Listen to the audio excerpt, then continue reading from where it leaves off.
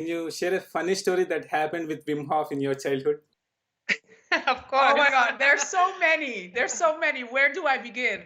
But I think, yeah, and it's quite funny if you have a father that is always in shorts, even during winter. So I think a funny story was when I was like very little. It happened almost every year, of course. But the first time I can remember that it was winter, snowing, white outside. All of the parents of my friends were wearing winter jackets, hats, scarves, everything you can mention, just because it was so cold. And then I was just at school. All of the parents were picking their children up. And then my father came in his shorts, in his sandals, and in his t-shirt, just picking up this. Everybody was looking at him like, are you crazy? I was always so ashamed when he did that. So I was like, oh my God, it's my father. So this happened all of the time. I Yeah. mean, you can imagine what kind of parents you have.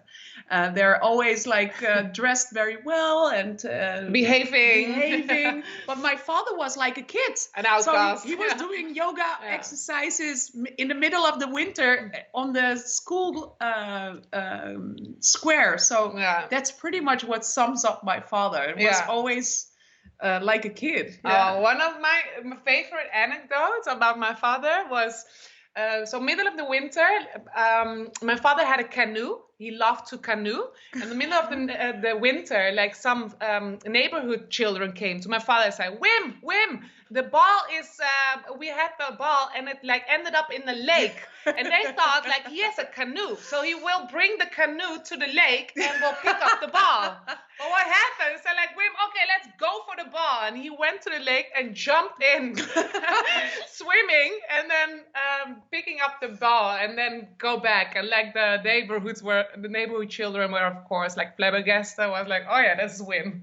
That's Wim. But you're not taking the canoe? No, he's jumping himself in the lake. Subscribe to BNS Goku Great.